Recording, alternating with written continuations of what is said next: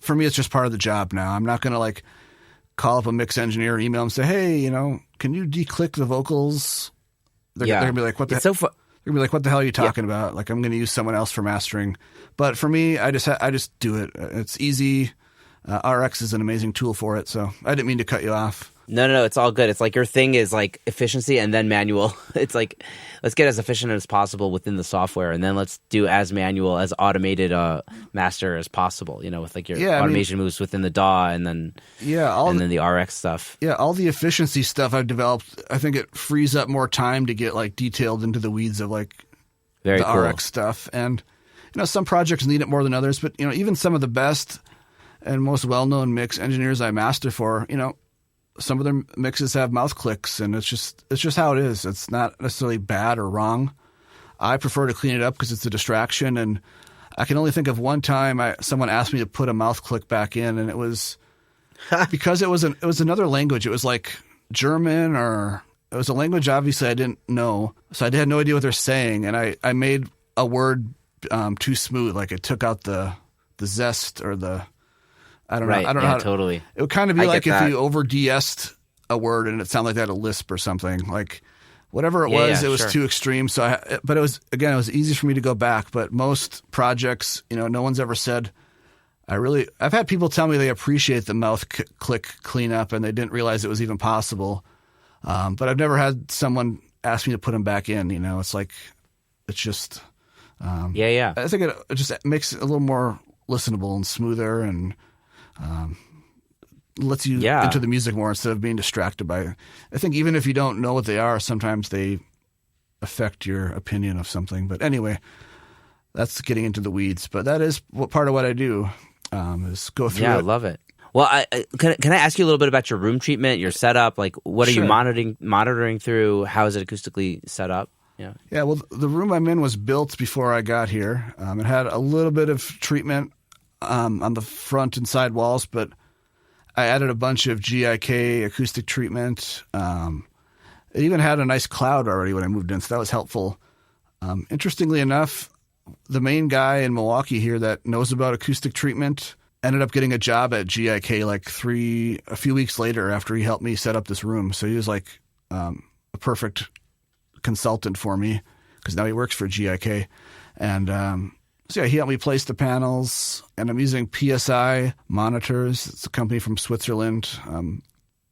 At the time, they were just the best monitors I could really afford for mastering, and especially when I moved to this room, my first version approvals went up like a lot. Before I was at this place, I was mastering from home, and obviously I was doing okay work and getting a growing number of clients. But when I moved here, it was like all of a sudden everything was approved on version 1 usually. So it's like, okay, this is an improvement. And so PSI, it's the A215. It's their only it's like a compact mastering tower. And then when I moved here, I had to add 2 subwoofers because at my house it wasn't a problem, but here where I can kind of crank up a little more and the room's bigger, I found that I was hitting the internal limiter on the speakers a little bit sometimes with bass-heavy music. So I added a pair of subwoofers, and that really took some of the weight or the load off of the mains, and they sound really good. So nice. Yeah, with mastering, room treatment and monitoring is so key. I mean, that's I think, but you do want to have some fun tools here and there. So I think just always upgrading your weakest link is the best piece of advice. Obviously, in a perfect world, you'd go out and buy some $40,000 PMC speakers. And a nice converter in a nice room and start. I mean, that's the dream, or that's the ideal thing, but it's not realistic. So you got to start. Obviously, you have to start smaller and within reason. I mean, you don't want to buy like $20,000 in outboard gear and then like $400 speakers. I mean, that's a little off balance, but find your balance. Get the best thing you can afford at the time and make it work. And then when you can, upgrade your weakest link. And sometimes it could be your speakers. Sometimes it could be your converters. Sometimes it could be adding a new piece of hardware, anything like that. So, And are you actually able to master with your Audi's headphones, or do you only actually finish masters on your speakers? Yeah, with my home setup, I use those exclusively. At the home setup, I have the 4Z, which is like their top model, I think. It's the LCD4, which needs a fancy headphone amp, but they have the 4Z, which doesn't need a fancy headphone amp, and that's what I use at home. Especially because I just moved to a new house and there's no treatment in that room right now. So when I'm working from home, I actually sold the speakers I was using at home because I just wasn't using them. But might as well get rid of these things. And exclusively, I've done a lot of great masters that people have proved on version 1 with the A to Z headphones. So I think it's totally possible. There's guys like Glenn Schick. Do you know Glenn Schick? Mm-mm. He's a U.S. Well, he actually travels the world apparently, mastering on just A to Z headphones. He does huge stuff. Like Justin Bieber, like really, really, really well known stuff that you've probably heard. And he's exclusively on headphones and has been for a while. So I think it's totally possible now. I think mixing on headphones is harder. I remember when I first moved to Milwaukee, I moved into this loft apartment and it was really big and echoey. I was trying to mix some records on headphones and I was doing a terrible job. And I just had a hard time judging like vocal. Like I would mix on the headphones, think it was great, and then I put it in the car and I'm like, man, the vocals are like super quiet. Why didn't I pick up on that on the headphones?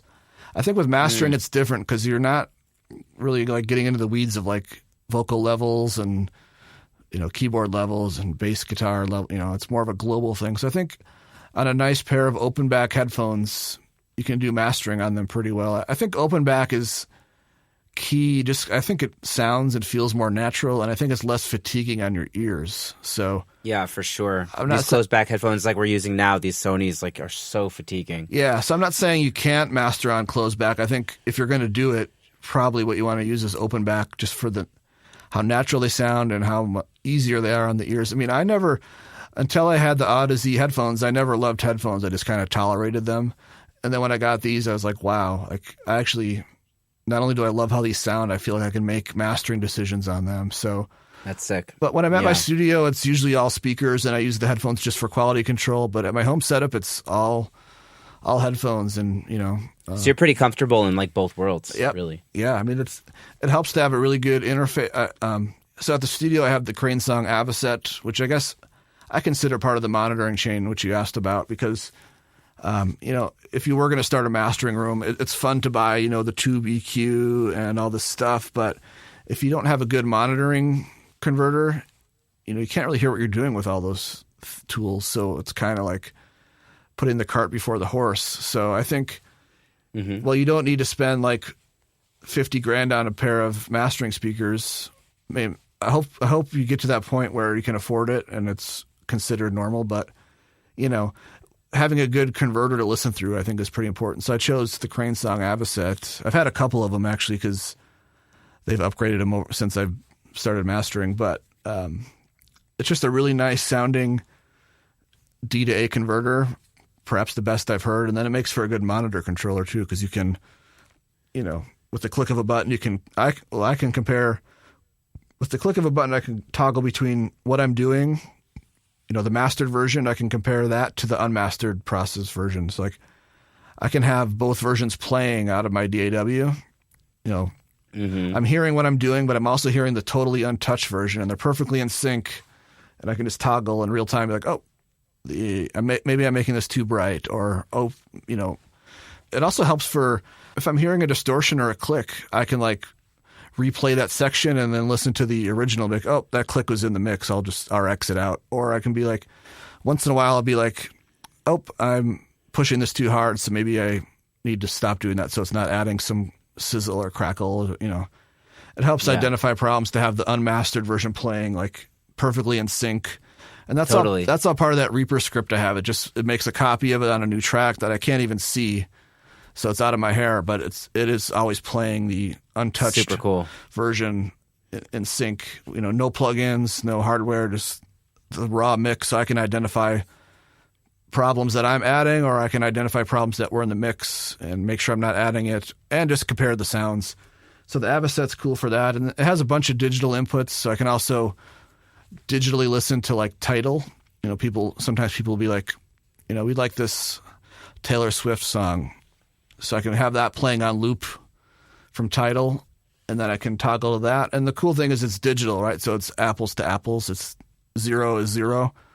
So I know that whatever level I'm hearing from the computer, whether it's Tidal or Apple Music, that it's on the same page. You know, there's sometimes with these analog monitor controllers, you can get, aside from them being noisy, it leaves room for like things to not be calibrated the same. So like maybe your Mac output is, or your computer output is not somehow the same as your monitoring interface, and now you're like creating problems that aren't there. Interesting. So the Avocet, you know, it lets me listen to a bunch of sources, but also like I only have one set of speakers. Well, I do have a little mono speaker that I actually forget about. I don't use it a lot, but it's nice to have over there.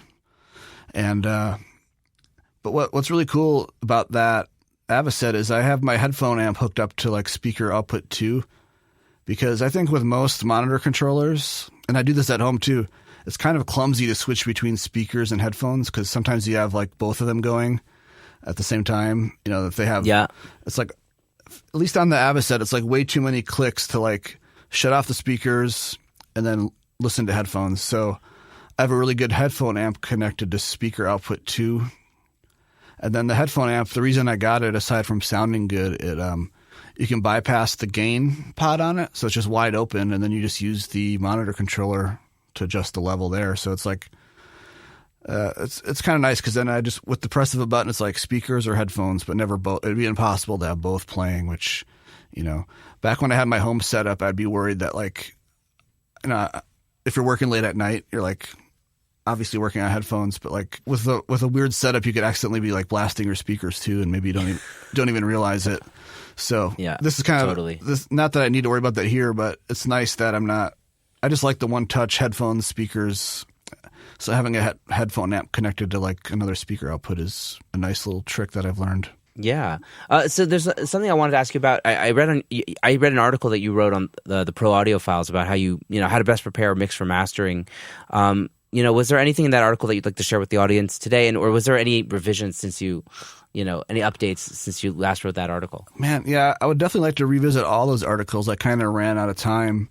You know, the first article I wrote for them was something I was just going to put on my website, and then I sent it around a few places, and they really picked up on it. And then he's kept asking me for more content, and I've just kind of run out of time to do them. But, you know, and I don't mean to sound like a jerk, but I think the number one piece of advice is just listen to the file before you send it to mastering. That's so basic, but so important, because I get so many mixes to master where they're like, oh, we forgot to, somehow the backing vocals got muted. Can we send you a new file? Or I literally mastered an album or EP, and it was like a weird folky indie EP, and it was kind of like acoustic. It sounded cool, but apparently there was a bass instrument that was muted. And not only did the client not hear it when he heard he approved the masters, and then like a week later, he's like, oh my God, I had the bass muted. Can you remaster it? And it's like, I can. It's not as easy as like loading in the files and pressing go using the same settings. I kind of have to do it all over again because of everything I've explained so far. It's different than like dropping in a new vocal take and exporting a mix from your Pro Tools session. It's like a lot more work goes into it. That was an extreme case, but I've had cases where it's like, oh, we sent you, it wasn't the final mix. You know, we made it was like an earlier mix version we sent you, or it could be like there was a plug-in glitch that we didn't catch, you know, because it sounds fine when you're listening, but then when you do an offline bounce, maybe that a weird plug-in glitch happens. So you really got to actually listen to the stereo files that you're sending. It's not really good enough to just listen to the DAW session. Of course, you do that to mix, but probably 80% of the time there'll be no problem, but it really is helpful to the mastering person if you literally listen to those stereo files on headphones with some focus and make sure that it's what you want. Now, sometimes what happens is the band or artist will approve the mix that's got some limiting on it to get it loud. You know, the mix engineer throws a limiter on, totally understandable. But then what happens is the mix engineer takes that limiter off for the mastering person, which is appreciated, but that's where things tend to go wrong. Because they're taking the limiter off, and then it's a whole new offline bounce, and that's where a plugin can glitch out, a tambourine can get muted, something weird can happen that is unexpected. And then usually the client is just like forwarding me that link to a Dropbox link or Google Drive or whatever. And no one's actually listening to these files I'm